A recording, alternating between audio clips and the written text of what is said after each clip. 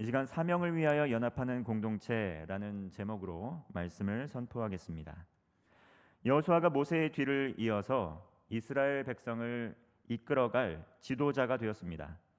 여호와의 종 모세의 명령을 따라가기만 하면 되었는데 이제는 이스라엘 백성들을 직접 이끌고 가나안 땅에 들어가야 하는 위치가 된 것이 여호수아의 상황이었습니다.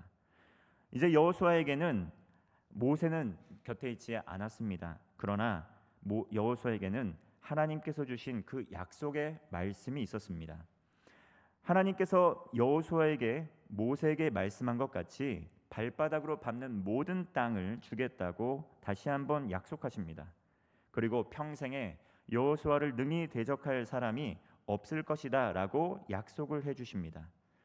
그런데 이러한 언약이 성취되기까지 여호수아 개인에게도 그 여호수아에게도 말씀하고 있는 것이 있습니다. 그것은 무엇이냐면 율법책을 입에서 떠나게 하지 말라는 것이었습니다. 그리고 주야로 그 말씀을 묵상하면서 그 안에 기록된 대로 다 지켜 행하라는 말씀이었습니다. 그렇게 할 때 길이 평탄하고 형통한 길이 될 것이라고 약속을 해주셨습니다. 이 약속의 말씀을 붙들고 여호수아는 날마다 하나님께 간구했을 것입니다. 날마다 겸손하게 하나님 앞으로 정말 코람데오의 신앙으로 하나님 앞으로 나아가면서 하나님의 말씀을 주야로 묵상하고 그 말씀대로 사는 삶을 살았을 것입니다. 여호수아가 모세에게 약속하신 땅을 차지하는 방법, 그것은 바로 하나님의 약속의 말씀을 믿고 말씀대로 순종하는 것이었습니다. 그 결과 어떠했습니까? 여호수아는 백성들로부터 그 리더십을 인정을 받았습니다. 광야의 1세대는 지나가고 이제 광야의 2세대가 믿음의 여정을 해 나가야 합니다. 광야의 1세대가 보면 광야 2세대가 참으로 믿음직스럽지 못한 부분이 많을 테지만 이젠 하나님의 그 권세가, 그 하나님의 지도력이, 권위가 이 광야 2세대에게 넘어갔고, 그리고 그 광야 2세대를 이끌고 있는 여호수아에게 넘어갔다는 것입니다. 세대 교체가 잘 이루어졌습니다. 그렇게 여호수아는 어디를 가든지 또 여호수아서에서 하나님께서 함께 하실 것이라는 약속을 믿고 승리하면서 나아가는 것을 우리는 여호수아서를 통해서 계속 볼 수 있습니다. 여호수아는 이스라엘 백성에게 하나님의 뜻을 명령하고 그 하나님의 뜻을 전하는, 이제 여호수아가 그 명령을 전해야 되는 시간, 때가 되었습니다. 하나님께서 여호수아에게 율법책을 입에서 떠나지 않게 하고 주야로 묵상하라고 말씀하신 그 깊은 의미가 더 있습니다. 그것은 무엇이냐면 가나안 땅에서 끊임없는 도전, 또 끊임없는 시련, 또 끊임없는 유혹의 순간이 얼마나 많겠습니까? 그때마다 그 여호수아가 불안을 안고 두려움을 갖게 되는 것은 아마도 당연할 것입니다. 아직 요단강을 건너지 않았기 때문에 하나님께서 약속하신 것, 그거 믿고 그냥 들어가면 담대함으로 들어갈 수 있겠지만 막상 들어가 보면 그 땅에 있는 거민들이 실제로 매우 강력했고 또 그 땅에 있는 여러 가지 불안 요소들이 여호수아의 마음이 자꾸 흔들리는 상황이 계속 있을 수밖에 없었다는 것이죠. 그가 강하고 담대한 마음을 갖고 살 수 있는 방법은 무엇입니까? 그 불안과 두려움을 안고 여호와의 율법책을 보면서 하나님의 약속을 계속 기억하면서 그 말씀을 주장하면서 나가는 것밖에 없었다는 것입니다. 그래서 하나님께서는 이 전쟁이 무모한 전쟁이 아니라는 것을 그 말씀을 통해서 계속 상기시켜 주시는 것입니다. 날마다 매일의 삶에서 내가 볼 때는 질 수밖에 없는 전쟁이고, 내가 볼 때는 정말 무력하게 우리가 완전히 패배할 수밖에 없는 그러한 상황인데 하나님의 말씀 앞으로 돌아가면 담력을 얻을 수 있고, 하나님의 약속의 말씀으로 돌아가면 다시 한번 용기를 얻고 나아갈 수 있었다는 것이죠. 매일의 삶에서 이것을 하지 않았더라면 아마 여호수아는 많은 시련, 많은 고난, 많은 유혹 앞에서 무너질 수밖에 없는 삶을 살았을 것입니다. 이스라엘 백성들이 광야의 여정을 마치고 가나안 땅에 들어가야 합니다. 요단강을 건너가는 것입니다. 요단강을 건넌다는 것은 많은 의미를 포함합니다. 먼저 삶의 변화가 뒤따르는 것입니다. 광야는 하나님을 전심으로 의지해야 하는 곳이었습니다. 광야는 척박하기 때문에 우리가 의지할 것이 참 많이 없고 오히려 의지할 것이 없기 때문에 하나님만 바라볼 수 있는 곳이 바로 광야였습니다. 그러므로 광야는 살기에 척박하고 힘든 곳이었지만 오히려 전적인 하나님의 은혜를 경험하는 시간이었다는 것이죠. 우리가 하나님을 깊이 만날 때 언제입니까? 아무것도 의지할 것이 도저히 남아있지 않을 때, 목숨을 끊을까 아니면 살아볼 길을 찾으며 하나님께 나아갈까, 그 양갈래길에서 하나님께 나아가는 길을 택했던 분들, 많은 은혜를 경험하고 기적을 체험하는 것들을 바라보게 됩니다. 광야에서는 만나와 메추라기가 있습니다. 먹을 것을 공급해 주시고 전적인 하나님의 은혜를 우리는 분별할 수 있습니다. 불기둥과 구름기둥이 있어서 언제나 안전하게 지켜주시는 곳이 또한 광야였습니다. 이스라엘 백성들은 구름기둥이 멈추어서는 곳에 진을 쳤고 또 구름기둥이 떠오르면 광야 여정을 떠났습니다. 하나님을 의지했을 때 대적들을 만나서 전쟁에서 승리를 했습니다. 그러나 우상 숭배의 길에 들어섰을 때 철저한 심판과 징계 또한 당했습니다. 이러한 상황 가운데 우리는 너무나 극명했습니다. 순종을 하게 되면 형통의 길, 승리의 길로 나아가지만 불순종하면 반드시 심판이 뒤따르는구나. 그리고 이 의지할 것 아무것도 없는 이런 광야에서 하나님을 의지하면 우리는 살 수 있구나. 이게 생명의 길이구나. 이것을 훈련받았다는 것입니다. 그러므로 광야에서 가나안 땅으로 들어가는 것은 마치 학교를 졸업한 학생이 직장에 취업하는 것에 비유를 할 수 있습니다. 광야에서의 만나와 메추라기 공급은 이제 끊어지게 됩니다. 가나안 땅에서 대적들과 싸우고 땅을 정복해야 됐고 또 농사도 지으면서 일을 하며 살아갔습니다. 모든 것이 서투르고 새로울 수밖에 없는 일들입니다. 그러나 그러면서 그 땅에 있는 사람들을 의지하고 또 배우고 익히지 않으면 반드시 때로는 덜어는 시행착오도 겪어야만 했을 것입니다. 그러면서 이스라엘 백성들은 그들의 농사법, 문화를 보면서 그들의 섬기는 신들을 보면서 때로는 그것이 생명의 길인 것처럼 효력이 있는 것처럼 믿게 되고 보이게 되고 실제로 그들의 방법이 더 좋아 보이는 유혹도 받게 될 수 있습니다. 광야는 척박했지만 온전히 하나님을 의지하는 곳인데 전적으로 하나님을 순종하면 살 수 있었고 하나님께서 공급하시는 것을 먹고 누리기만 하면 되는 곳이었지만 이제 요단강을 건너게 되면 가나안 땅에서는 그것을 할 수 없게 된다는 것입니다. 전적으로 하나님을 의지하는 것이 아니라 의지할 만한 여러 유혹거리들이 주변에 이제 널려 있게 된다는 것이죠. 그러므로 요단강을 건너간다는 것은 학교를 졸업하고 직장에 나아가는 것에 비유할 수 있다고 말씀을 드린 것입니다. 하나님을 알지 못하는 많은 사람들을 또 상사로 섬겨야 되고 또 믿음의 여정을 걸어가면서 또 믿음 때문에 많은 시련도 겪게 된다는 것입니다. 또 하나님의 방법이 아닌 방법으로 때로는 하나님을 조롱하고 멸시하던 사람들이 더 형통하고 더 순조로운 삶을 살아가는 것처럼 보일 때도 많이 있습니다. 그 가운데에서 유혹을 이기고 하나님을 믿고 살아갈 수 있는 비결 무엇입니까? 그것은 바로 주야로 하나님의 말씀을 묵상하는 것밖에 없다는 것입니다. 말씀의 자리로 돌아가서 우리의 의심, 우리의 불신앙, 우리의 유혹받는 그 시험의 자리에서 벗어날 수 있는 길은 하나님의 말씀을 듣고 기억하는 것밖에 없다는 것입니다. 그러므로 하나님의 양식, 매일의 만나인 영의 양식을 위해 날마다 하나님의 말씀을 읽고 묵상하고 삶에 적용하면서 힘을 얻고 교훈을 얻고 삶의 방향을 조정하면서 살아갈 수 있는 것, 그것이 바로 말씀 안에 있다는 것, 말씀의 능력 안에 있다는 것입니다.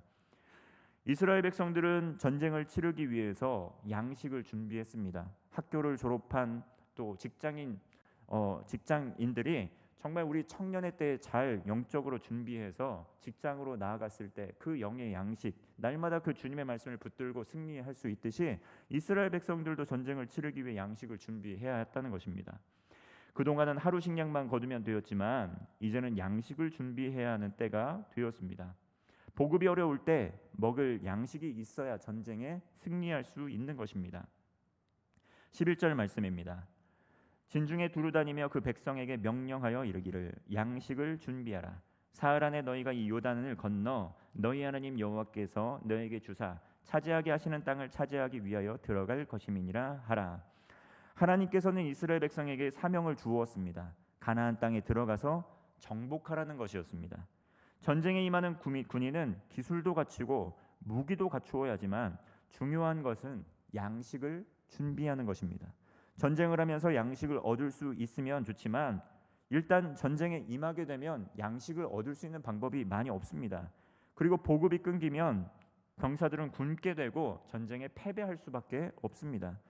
그래서 하나님께서는 그 사명을 완수하기 위해 여호수아에게 백성들에게 양식을 준비하라고 명령을 전하라고 말씀합니다. 이제 땅을 차지하러 나가기 위해서 반드시 양식이 필요한 것입니다. 그래야 강하고 담대하게 힘차게 싸울 수 있는 것입니다. 우리가 세상을 살아가는 동안에 낙심하게 되고 또 불안에 떨게 되고 또 두려움이 엄습하게 되고 좌절하게 될 때가 많이 있습니다. 그때를 한번 가만히 살펴보게 되면 우리에게 영의 양식, 하나님의 말씀, 그것이 단단하게 놓여 있는 것이 아니고 세상을 따라 살아가면서 세상의 근심과 걱정에 함몰되어서 낙심이 찾아오고 우울이 찾아오고 절망이 찾아오게 되는 것을 경험하게 됩니다. 이스라엘 백성들이 광야에서 어디든지 회막을 또 치고 그 회막을 따라 또 하나님의 구름과 불기둥을 따라 움직이는 훈련을 얼마 동안 받았습니까? 40년 동안 받았다는 것이죠.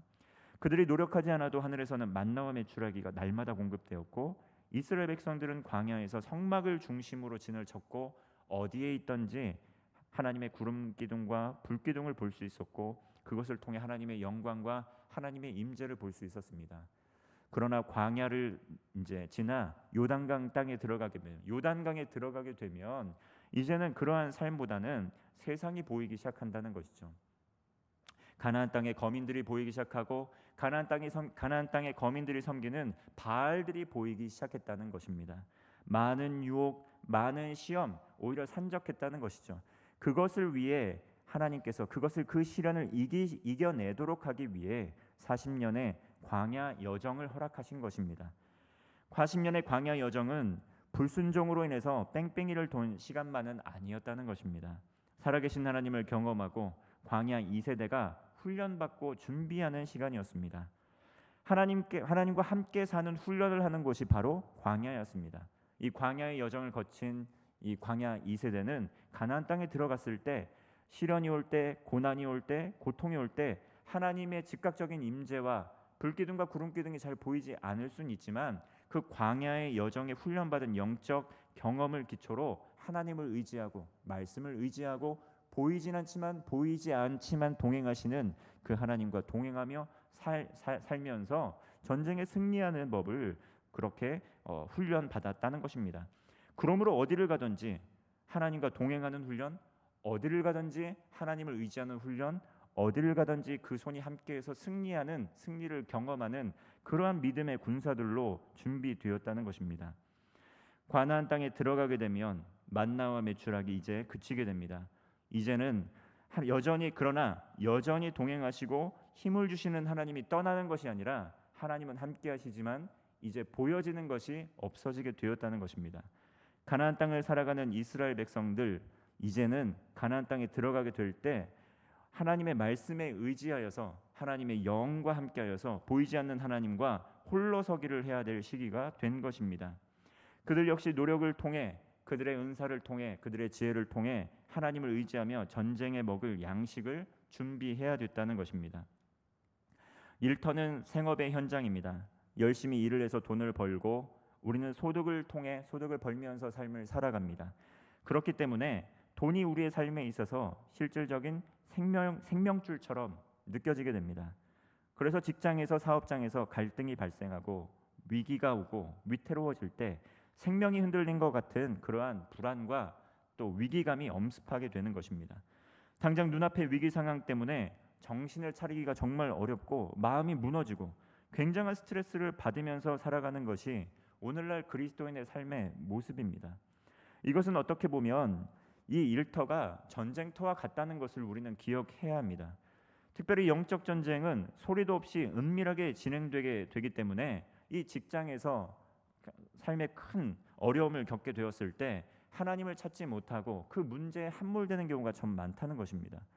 그러므로 아무런 대비 없이 아무런 준비 없이 살다 보면 큰 불화살 한 대 맞고 중상을 입게 되는 그것이 우리 그리스도인의 오늘날 삶의 모습일 수 있습니다. 하루의 삶을 준비하며 살아가기 위해서 식사를 하듯이 매일의 삶에서 영의 양식을 사모하며 먹으며 나아가야 됩니다. 영의 양식이 고갈될 때 우리는 진단할 수 있어야 되는데요. 영의 양식이 고갈될 때 문제들이 나타나기 시작합니다. 그것은 무엇입니까? 어둠의 생각들이 우리를 엄습하기 시작합니다. 또 어둠의 소리들이 우리의 마음과 생각을 지배하기 시작합니다. 그리고 하나님의 뜻과는 다른 어둠을 묵상하고 결론을 짓고 절망하거나 자포자기한 채 살아가기도 합니다. 하나님이 아닌 다른 세상의 우상들을 의지해 볼까 하는 그러한 생각도 찾아오게 됩니다. 문제 해결을 위해서 당장 앞에 있는 것들, 도움이 될 만한 생명줄이 될 만한 것들 붙들고 매달리지만 그 또한 해결책이 안 된다는 것을 깨달을 때도 참 많다는 것입니다. 매일의 삶에서 우리는 영적 전쟁이 일어나고 있다는 것 기억해야 됩니다. 베드로전서 5장 8절은 이야기합니다. 근신하라 깨어라 너희 대적 마귀가 우는 사자같이 두루다니며 삼킬 자를 찾나니. 대적 마귀가 우는 사자같이 두루다니면서 삼킬 자를 찾고 있다 성경은 말씀하고 있습니다. 마귀가 삼키기 좋아하는 사람은 어떤 사람입니까? 성령 충만해서 날마다 하나님의 말씀을 묵상하고 그 어떤 대적에도 그냥 말씀으로 승리하고 이겨내는 사람, 마귀가 삼키기 좋아하는 사람입니까? 그렇지 않다는 것이죠. 하나님의 말씀의 기초 위에 그 반석이 되시는 예수 그리스도 위에 믿음을 쌓지 않은 사람들, 마귀가 삼키길 좋아하는 사람들입니다. 정말 밀가부르듯이 바람을 훅 불면 그냥 날아가는 사람들, 말씀의 반석 위에 기초를 쌓지 않은 사람들입니다. 하나님의 말씀 위에 삶의 기초를 두지 않으면 시험이 올 때 그냥 굴복하게 된다는 것입니다. 신앙생활을 하면서 정말 신앙생활이 정말 말 그대로 기복신앙이 되는 경우가 참 많이 있습니다. 복을 추구하는 신앙이 아니라 정말 업앤다운 기복이 너무 심한 신앙생활을 하는 것들을 보게 되죠. 그러한 분들의 그 기복신앙이 찾아오는 근본적인 이유는 무엇입니까? 말씀의 기초 위에 우리의 신앙을 놓은 것이 아니라 말씀이 아닌 하나님이 아닌 다른 어떠한 대상에 우리의 믿음의 기초를 놓게 될 때 우리는 기복이 심한 기복신앙을 가지고 살아가게 된다는 것입니다. 시험에 들 때 나타나는 현상을 알면 우리는 그 영적으로 깨어있으며 진단을 할 수 있다는 것입니다.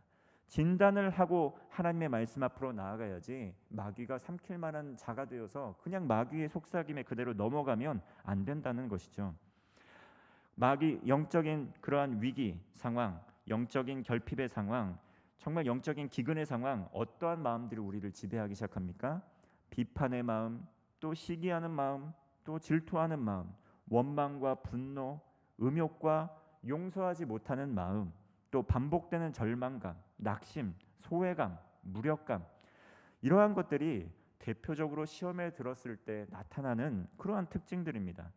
그러면 이러한 특징들이 나타날 때 우리는 어떻게 해야 됩니까? 우리가 병이 들었을 때 병원에 가듯이 이러한 특징들이 우리의 삶에 우세하게 될 때 우리는 하나님의 말씀 앞으로 나아가야 됩니다. 우리의 삶의 모든 문제들 하나님 앞에 내려놓고 이 마음의 근원, 이 문제의 근원이 어디서부터 시작되었는지 하나님의 말씀 앞에 감찰해 보아야 한다는 것입니다.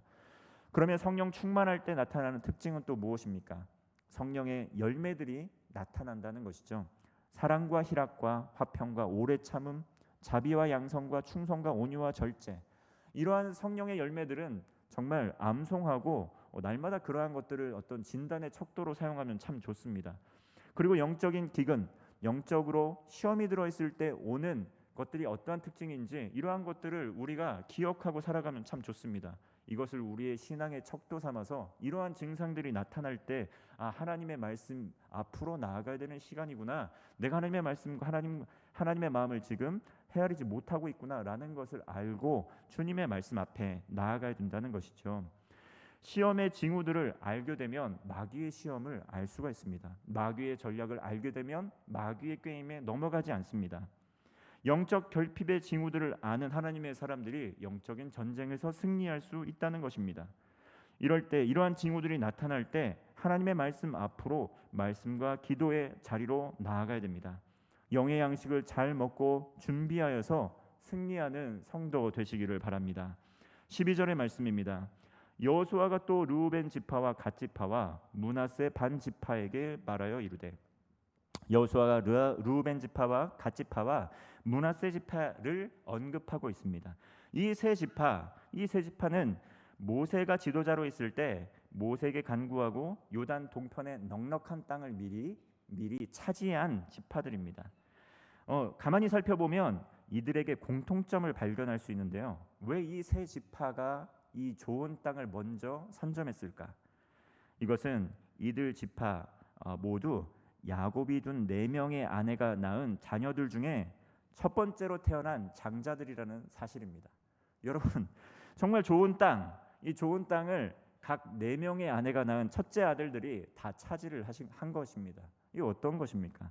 레와와 여종 실바가 있고, 그리고 라헬과 여종 빌하가 있는데, 레아와 실바, 라헬이 낳은 장자들 르우벤, 갓, 요셉이었는데 요셉은 지파가 없기 때문에 므낫세와 에브라임인데 그 중에 므낫세가 장자였다는 것입니다. 요셉은 아들, 물론 많은 세월이 흘러서 한 명의 사람으로 할 수는 없지만 그 지파 가운데 그 믿음의 조상의 영향력들이 계속 흘러가서 그 지파의 자손들은 그러한 장자권을 가진 것처럼 그 가계 안에서 영향력을 행사했던 것으로 보입니다. 그들은 먼저 좋은 땅을 차지하고 먼저 안식하고 있었습니다. 그러나 그들이 요단 동편에 그대로 머물고 전쟁에 참여하지 않는 것은 하나님의 뜻이 아니었다는 것입니다. 어떻습니까? 집안의 가장이 자신의 일을 등한시하면서 그 밑에 있는 사람들에게 일을 시키면서 너희들이 모든 것을 하라고 하면 기강이 바로 서겠습니까? 그렇지 않다는 것이죠. 장자는 장자됨의 도리가 있고 오히려 솔선수범하면서 다른 사람들이 하지 못할 것까지도 더 앞서 나아가면서 하는 것이 장자의 역할들입니다. 르우벤과 갓과 이 므낫세, 그 역할들을 망각하고 지금 있는 그 땅에서 안식하고 머물렀다면 그것은 정말 참으로 악한 길로 나아가는 길로 끝났을 것입니다. 그러나 이들은 모세에게 약속을 했습니다. 비록 우리가 땅을 차지했지만 형제들을 위해서 우리는 싸우며 나아가겠다. 그리고 모세는 가나안 전쟁에 참여하지 못하고 숨을 거두었습니다. 그러나 여호수아가 새 지도자가 되었는데 이제 여호수아는 그들이 이 약속을 언약을 이행할 것인지 그렇지 않은지 이들의 선택을 기다려야만 했습니다. 그리고 여호수아가 이들에게 명령을 한 것입니다. 이때가 아마도 큰 고비의 순간이 되었을 수 있습니다. 약속을 했던 언약의 당사자는 죽고 없어졌는데 그 다음 후계자가 나타나서 그 언약을 이행하라고 할 때 우리는 모르겠다라고 하면 정말 문제가 커지지 않겠습니까? 물론 모르겠다고 한 사람들은 안전하게 자신의 안전을 지킬 수 있었겠지만 이스라엘 민족 공동체 전체적으로는 정말 수많은 군사들이 전쟁에 빠지면서 하나님의 그 사명을 이루어가기에 참 어려움을 겪을 수밖에 없다는 것이죠. 장자들이 뒷전에 머무르면서 동생들에게 먼저 앞으로 나아가서 너희들이 총알바지가 되라 이러한 상황들을 맞이하게 됐을 때 이스라엘 공동체가 하나됨을 유지할 일이 그럴 까닭이 전혀 없었다는 것입니다. 여호수아는 이 언약을 가지고 다시 그들에게 명령을 합니다. 르우벤, 갓, 므낫세 지파는 여호수아가 다음 세대 2세대의 리더십이었지만 약속을 기억하고 언약을 기억하고 공동체의 사명을 완수하며 나아갑니다. 이처럼 믿음의 사람들은 하나님의 약속을 믿고 언약을 믿기 때문에 하나님의 사명을 지금까지 계속 발전시키면서 이어갔습니다. 언약을 믿었기 때문에 역사가 일어났습니다. 그들이 먼저 정말 노블리스 오블리제, 정말 그들의 맡은 책임만큼 그들이 누리는 특권만큼 먼저 앞서 나아가서 그들의 역할들을 감당했을 때 가나안 땅을 정복할 수 있었다는 것입니다. 자연스럽게 전쟁 후발대에 붙어서 적당하게 전쟁에 참가한 것이 아니라 오히려 그들이 먼저 앞장서서 선두그룹에서 대적들을 처리하며 나아갔다는 것이죠. 이것이 하나님 보시기에 정말 아름다운 그러한 모습이었다는 것입니다. 언약을 지켰고 장자가 장자의 역할을 행함으로써 또 솔선수범하면서 귀감이 되어서 많은 이들이 용기를 얻고 가나안 전쟁에서 승리할 수 있게 되었다는 것입니다. 신앙생활을 하다 보면 두 부류의 교회가 있는 것을 보게 됩니다. 어떠한 교회는 온 교우들이 또 신앙의 연륜 있는 성도들이 솔선수범하면서 새가족과 다음 세대들을 아름답게 섬기는 교회가 있는 반면에 그렇지 않은 교인들이 관망하면서 변화를 거부하고 도전을 거부하고 새로운 변화를 맞아들이지 않고 또 저항하고 있는 그러한 교회들을 보게 됩니다. 오늘 본문에서 여호수아는 다른 지파의 형제들보다 앞서 건너가서 가나안 땅을 정복하라고, 그 안식안에 머물지 말고 먼저 나아가라고 권면하고 있습니다. 선봉에 서라고 명령을 하고 있습니다. 그들 역시 여호수아의 명령에 순종하면서 나아갑니다. 하나님의 나라의 백성은 먼저 부름을 받아서 먼저 안식하고 먼저 누릴 수 있는 특권이 많을진 모르겠지만 그 은혜를 기억하면서 그 믿음의 다음 세대들을 위해 또 다른 헌신과 희생의 길로 나아가는 것입니다. 어떠한 새가족과 성경 공부를 하면서 이런 이야기를 했습니다.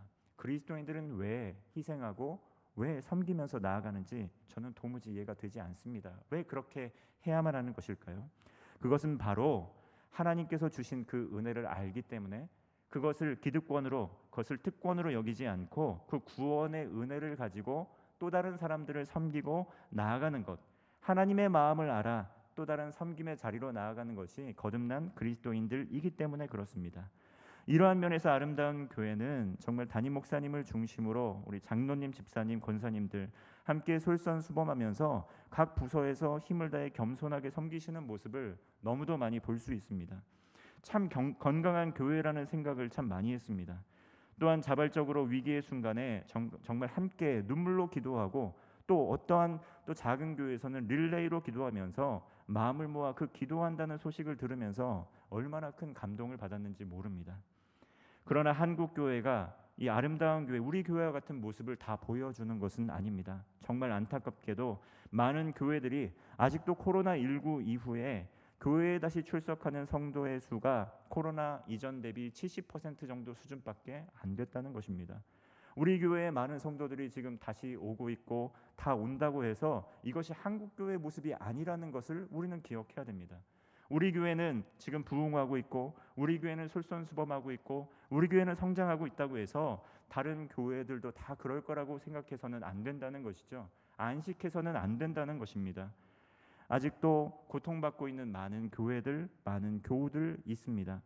정말 계속되는 갈등과 또 계속되는 분열로 인해서 슬픔 중에 있는 교회들, 한국 교회들 많다는 것이죠. 이것이 다른 교회의 일이 아니라 우리의 형제요, 우리의 자매들이 겪고 있는 일이라는 것을 우리는 기억해야 된다는 것입니다. 교회는 이 세상의 구성원들을 위해서만 존재하는 공동체가 아닙니다. 밖에 있는 사람, 우리 교회뿐만 아니라 다른 교회에 있는 교회 성도들을 위해서도 존재한다는 것이죠. 우리는 예수 그리스도를 머리로 해서 형제요 자매로 섬기며 나아가고 있는 그런 하나님의 공동체에 속한 한 몸입니다. 교회는 예수님을 바라보며 예수님의 명령에 순종하면서 사랑과 복음을 전하기 위해서 존재합니다. 아직 안식을 모르는 사람들에게 복음을 전하고 참된 평화와 안식을 누리도록 복음을 증거해야 할 사명이 우리에게 있다는 것입니다. 주님 앞에 서는 날까지 정말 복음을 모르고 죄를 모르고 무지함 가운데 고통받으며 죽어가고 있는 사람들에게 복음을 전해야 할 사명이 우리에게 있다는 것이죠. 복음을 전할 수 있는 것, 은혜 받은 자만이 가능합니다. 그러므로 날마다 우리의 매일의 삶에서 하나님의 말씀 앞에 더 나아가게 될 때 하나님께서 부어주시는 그 은혜와 사랑을 우리는 받을 수 있다는 것이죠. 이것은 사람이 줄 수 있는 것도 아니고 또 교역자가 줄 수 있는 것도 아니고 인도자가 줄 수 있는 것도 아니고 우리 식구들이 줄 수 있는 것도 아닙니다. 이 참된 은혜, 참된 자유함은 하나님께서만 주실 수 있는 평강, 그 은혜라는 것을 기억해야 됩니다. 고난의 순간, 고통의 순간, 무너짐의 순간, 눈물의 순간, 정말 이해할 수 없는 절망의 순간에 우리는 하나님 앞에 나아가야 된다는 것입니다. 16절의 말씀입니다. 그들이 여호수아에게 대답하여 이르되 당신이 우리에게 명령하신 것은 우리가 다 행할 것이요 당신이 우리를 보내시는 곳에는 우리가 가리이다. 이들은 여호수아에게 그렇게 고백을 했습니다. 그러나 여호수아는 어떤 사람입니까? 하나님의 말씀을 그대로 운반해서 전달하는 전달자였을 뿐입니다. 여호수아 그가 능력이 있어서 이스라엘 백성들을 그 능력으로 끌고 간 것이 아니라 여호수아는 하나님의 말씀을 따라 그 말씀을 그대로 전달한 전달자에 불과했다는 것입니다. 이 이스라엘 백성들은 고백은 그러므로 누구를 향한 고백입니까? 하나님을 향한 고백이라는 것이죠. 하나님의 권한을 인정하는 고백이라는 것이죠. 어디를 가든지 무엇을 하든지 하나님의 말씀에 순종하겠습니다. 우리가 어디를 가든지 무엇을 하든지 두려워하지 않을 수 있는 비결은 무엇입니까? 하나님께서 우리와 함께 하시고 하나님의 말씀이 우리와 함께 하시기 때문에 비록 그것이 절망의 땅으로 보일지 모르겠지만 그것이 우리에게 안식처가 될 수 있다는 것입니다. 모세에 이어서 하나님의 사명을 부여받은 지도자 여호수아, 그의 능력을 의지하지 않고 여호수아는 하나님을 의지했습니다. 여호수아가 그 능력을 의지한다면 가나안 땅 그 많은 여러 가지 어려움 가운데 압도될 수밖에 없습니다. 그러나 여호수아는 날마다 주야로 여호와의 말씀을 묵상하면서 그 불안을 하나님의 말씀으로 채우게 되고 그 두려움을 하나님의 비전의 말씀으로 채우게 되고 그 번잡한 생각들을 하나님의 말씀에 굴복시키면서 그 하나님의 언약을 이루며 나아갔다는 것입니다. 이스라엘 백성들에게 약속의 땅 가나안 땅을 차지하는 공동의 사명이 있습니다. 이 사명을 완수하기 위해서는 주님의 언약의 말씀으로 나아가 하나님의 가르침을 받는 수밖에 없습니다. 그 사명에 한 마음으로 연합했다는 것이죠. 여호수아는 하나님의 말씀을 그대로 운반해서 전달을 했고 이스라엘 백성들을 그 말씀을 하나님의 말씀으로 붙들고 또 그대로 순종하며 나아갔습니다. 이것이 사명을 위하여 연합하는 공동체가 가진 아름다운 모습이라는 것입니다. 예수 그리스도를 머리로 해서 서로가 예수 그리스도의 말씀이 중심이 되어서 예수님 바라보면서 함께 걸어갔다는 것입니다. 이 사명을 위하여 연합하는 아름다운 공동체의 그 모습들이 아름다운 교회에 더욱더 강력하게 드러나고 아름다운 교회가 한국 교회를 섬기는 지역 교회로서의 교회가 아니라 아름다운 교회가 한국 교회를 선도하고 한국 교회를 섬기는 그러한 장자되는 교회, 그리고 아름다운 교회가 세계 열방에 정말 이 놀라운 복음의 소식을 들고 나아가서 어둠 가운데 있는 많은 그러한 백성들을 섬기는 교회가 되기를 원합니다. 그러한 놀라운 또 부르심과 하나님의 부르심에 순종함으로 여호수아와 그를 따르며 가나안 땅을 정복했던 이스라엘 백성들처럼 아름다운 교회 온 교우들이 한 마음으로 하나님의 나라를 이루어가는 귀한 복된 사명을 이루어가는 성도 되시기를 바랍니다. 기도하겠습니다.